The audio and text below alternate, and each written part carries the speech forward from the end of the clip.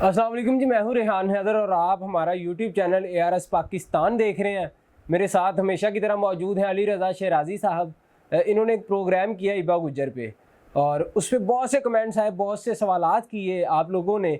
तो कुछ सवालात के जवाब लेने के लिए हम हाजिर हुए हैं। तो अली भाई से गुफ्तगू करते हैं। अस्सलाम वालेकुम अली भाई। वालेकुम अस्सलाम जी रेहान भाई, कैसे हो? ठीक। अल्हम्दुलिल्लाह, अल्लाह की रहमत। अली भाई, आपने हिबा गुज्जर पे प्रोग्राम किया, क्या ये वही हिबा गुज्जर था जिसे जेलों का बादशाह कहा जाता था और इसका ताल्लुक गुजरात से था? नहीं, ये जो गुजरात वाला यूट्यूब पे प्रोग्राम पड़े हुए हैं ना, ये गुजरात से ताल्लुक नहीं है हिबा गुज्जर का। एक्चुअली कुछ लोगों को ये आप माशाल्लाह जो हिबा पहलवान है उनकी तकरीबन 80 साल एज है, तो आप इससे अंदाज़ा लगाएं कि लोगों को उनके बारे में, इनकी हिस्ट्री के बारे में नहीं पता। तो कुछ लोग ऐसे ही यूट्यूब पे अपलोड कर देते हैं कि हिबा गुज्जर जो है गुजरात से आया, फिर लाहौर सेटल हो गया। एक्चुअली ये लाहौर के ही रहने वाले हैं। इनके वालिद साहब जो थे वो मवेशियों का कारोबार करते थे और इनका दूध का कारोबार था बेसिकली।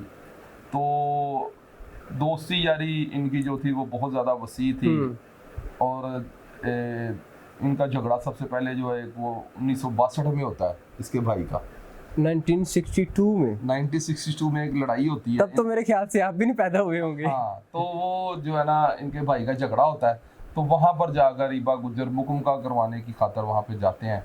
तो वो वहाँ पे मुकमका होता नहीं, तो मजबूरन उन्होंने जो है ना वो वहाँ पे छुरियों का दौर होता है, कसुनमुक्की का दौर होता है, तो वो छुरियाँ मार देते हैं उन लोगों को। ठीक।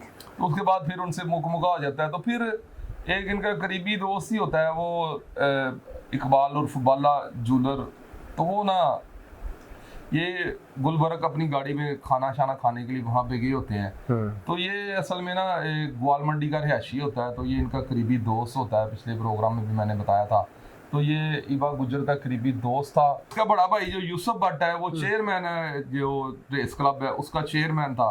तो वो जो है किसी के साथ इनका झगड़ा होता है, तो वो जो बाला जूलर है वो आगे होता है हिबा गुज्जर के, नहीं यार ये ऐसे ना करो वैसे ना करो, यानी कि छुड़छुड़ा करने की कोशिश करे। तो हिबा गुज्जर के हाथ से फायर हो जाता है, तो उसको फायर जो है वो लग जाता है गलतफहमी की बुनियाद पर, वो भी कत्ल हिबा गुज्जर के हाथ से हो जाता है। तो फिर इसका जो है ना वो जो बाला गुज्जर के जो बड़े भाई थे, जो यूसुफ भट्ट मैंने बताया, जो चेयरमैन थे रेस क्लब के, उन्होंने जो है ना फिर इसमें हिबा गुज्जर के बयान दे दिए थे, उन्होंने सुलह सफाई कर दी थी। फिर उसके बाद जो है हिबा गुज्जर की ज़िंदगी में एक ऐसा लम्हात आते हैं कि वो कहता है कि यार अब मैंने इन लड़ाई झगड़ों से क्या करना है। एक इससे पहले इनसे कत्ल हो जाता है हांडू पिंड में, रियाज हांडू नामी शख्स का, वहाँ पे शादी पे जाते हैं तो उससे तो वो भी कत्ल हो जाता है। फिर ये सोचते हैं कि यार मैंने अब ये क्या इन लड़ाई झगड़ों से क्या ले हासिल करना है और क्या लेना है। तो उन्होंने 3 कनाल की कोठी ले ली। फिर उधर क्या नाम था, गार्डन टाउन वगैरह में इनके पहले बेटे पढ़ते थे गुलबर्ग वगैरह में। तो ये वेल सेटेड यानी कि ख़ानदानी लोग हैं। तो वो जो है ना इनका ख्वाब अभी बीच में ही था, तो एक शख्स की एंट्री हो जाती है जिसका नाम है बिल्लू बावे वाला। बिल्लू बावे वाला ये बहुत मशहूर एक करैक्टर हुआ है। तो यानी कि जब के ज़िया का दौर था तो कलेक्शन जो है ना नई मैंने प्रोग्राम किया तो एक शख्स ने नीचे लिखा है कि 84 और कलेक्शन AK-47। तो मैं आज उसको भी जवाब दे रहा हूँ कि ये AK-47 का उस वक्त उसको परमिट मिला हुआ था, ठीक है। तो ज़िया दौर में ये ज़ियाउल हक साहब की ना मिसेस का करीबी रिश्तेदार था, तो इसका वालिद जो था वो DG रेंजर था। ठीक। हाजी असलम उसका नाम था। तो उसकी अरेंज जो थी वो सियालकोट से लेकर कसूर है ना वहां तक उसकी जो अरेंज थी वो DG रेंजर था। ठीक। तो जिसका वालिद DG रेंजर हो, तो उसने जो है ना मुश्ताक पगोम वाला एक मशहूर आदमी हुआ है गुजरात का, वो सियासी भी और बदमाशी तौर पर भी। तो उसने ना उसका जो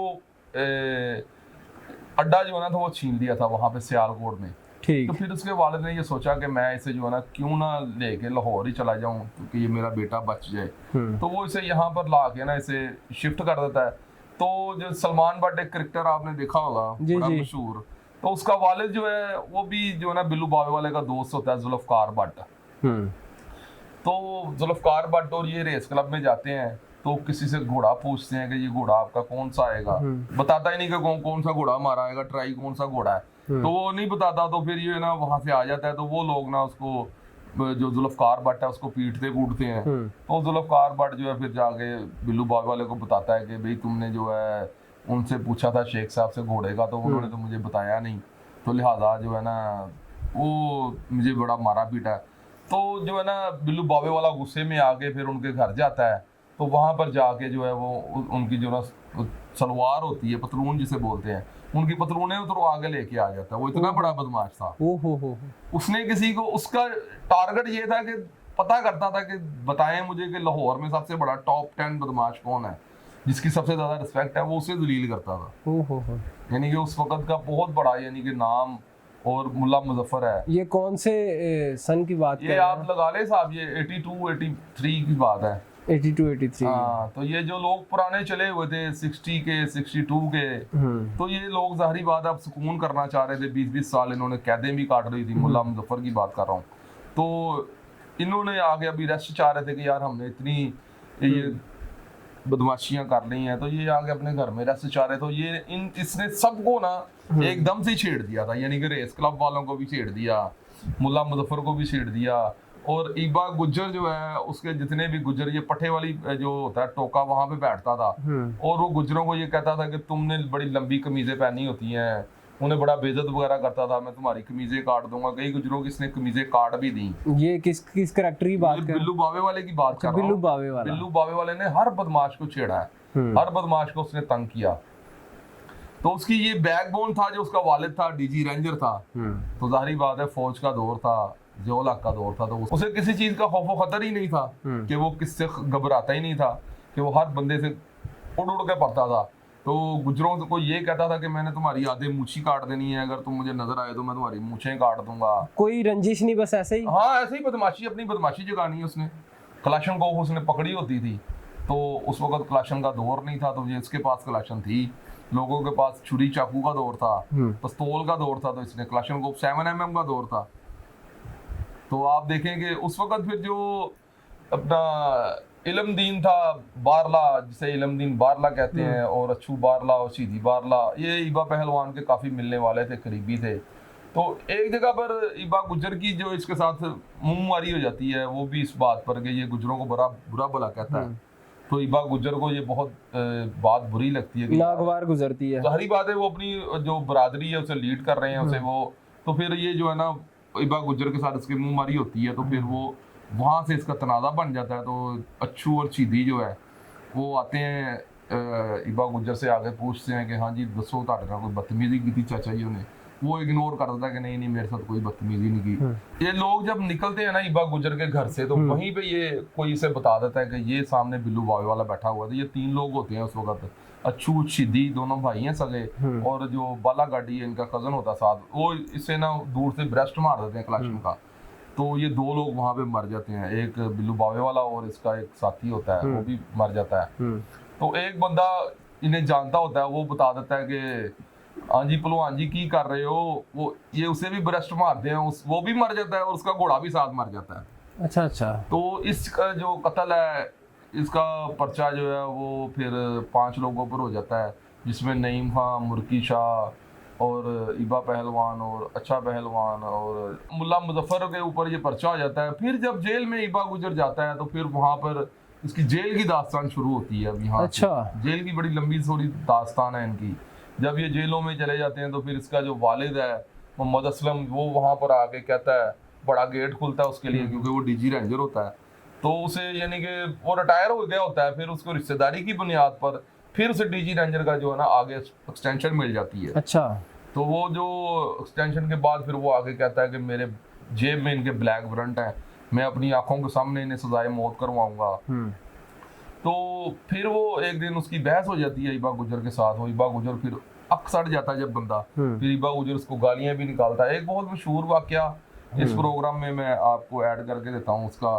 ईबा गुजर से, क्योंकि उनका जो बाग मुंशी लद्दा के रिहायशी है, वहाँ पे एक औरत जो है वो बंदे के खड़ाक का शौकीन यानी कि आशिक हो जाती है ना। अच्छा। औरत ईबा गुजर को मिलने के लिए जेल में जाती है, तो नाम लिखवाती है उनका, वो बाहर आते हैं, तो वो आगे ना औरत ने कहती है कि मैं पहलवान जी ताड़ी बड़ी आशिक ही फैन आशिक। अच्छा। पहलवान जो वो जती सती आदमी है, वो उसे कहते हैं बीबी जाओगे अपना काम शम कर, जैसे फिल्म में पूरा यानी कि शान नहीं जैसे ऐसे अकड़ के कहता था। वो औरत कहती नहीं मैं ताड़े इश्क च दीवानी है ये वो। ईबा पहलवान फिर अपना जूता उतार के उस औरत को वहां से भगाते हैं। अच्छा। यानी कि लोग इस कदर भी इस शोबे में ईमानदार भी हुए हैं। और उसके बाद इबा गुजर ने हज भी किया हुआ है और माशाल्लाह इतनी लंबी लंबी दाढ़ी रखी हुई है और 5 वक्त नमाज पढ़ते हैं। मतलब कि कुछ लोग ऐसे भी होते हैं जो हादसाती तौर पर इन मामलात में चले जाते हैं और फिर अल्लाह ताला उन्हें फिर निकालता भी उसी तरह ही है। 50 लाख रुपए हेड मनी इबा गुजर पर जो है वो पंजाब पुलिस की तरफ से उन पर तैनात हो गई थी। फिर जब उन्हें पकड़ लिया तो फिर उन्होंने देखा कि ये तो सारे जो मर्डर हैं इन पर ये तो घर बैठे ही पड़ गए हैं। अच्छा, तो ये तो वैसे भी अल्लाह की राह पर निकल गए हैं। तो फिर उन्हें छोड़ दिया था, पुलिस ने क्लियर कर दिया था। तो ये जो स्टोरीज मैं आपको बता रहा हूँ ये बिल्कुल ट्रू है। और इबा गुजर ने जो रेस क्लब है उसमें फिर काफ़ी ज़्यादा टाइम स्पेंड किया, अपने घोड़े भी रखे हैं, काफ़ी ज़्यादा अपने घोड़े रखे हुए थे। फिर एक दफ़ा एक ऐसा वाक़या भी हुआ है जो पाकिस्तान की हिस्ट्री में सिर्फ एक ही दफ़ा हुआ है। क्या? वो ऐसा वाक़या है कि इबा गुजर ने कोई घोड़ा अपना ट्राई किया हुआ था तो वो घोड़ा जो है ना हार जाता है। तो इबा गुजर ने स्टूअर्ट को कहा, यानी कि अंपायर को ये कहा कि मुझे ये फैसला ही पसंद नहीं है, ये रेस दोबारा होगी। तो ये पाकिस्तान की तारीख में एक ही दफ़ा ये काम हुआ है, यानी कि रेस कभी दोबारा नहीं रेस दोबारा नहीं हुई। बड़े बड़े पहलवान आए हैं पाकिस्तान में, रेस नहीं कभी दोबारा हुई। तो फिर घोड़ा जीत गया कि नहीं? वो रेस दोबारा हुई थी। ये अब इस बात को छोड़े कि रेस वो घोड़ा जीता या नहीं जीता, फिर रेस वो दोबारा वही रेस जो थी 1000 मीटर की रेस दोबारा हुई थी। क्या बात तो ये भी इबा गुजर ने वो काम किया हुआ है। तो बात ये है कि रिस्पेक्ट इज्जत बंदे की होती है। तो अल्लाह ताला जिस बंदे को हिदायत दे, आज देखें वो अपने घर में हंसी खुशी रह रहे हैं, अल्लाह ताला उन्हें सेहत वाली ज़िंदगी दे। तो ये इबा गुजर थे जिनके बारे में आपने सवाल किया। जी, तो नाजरीन उम्मीद है कि बहुत से क्वेश्चन जो है उनके जवाबात आपको मिल गए होंगे। अगर फिर भी कोई बात रहेगी तो आप कमेंट सेक्शन ज़रूर पूछ सकते हैं। हमें दीजिएगा इजाज़त। अल्लाह हाफिज़।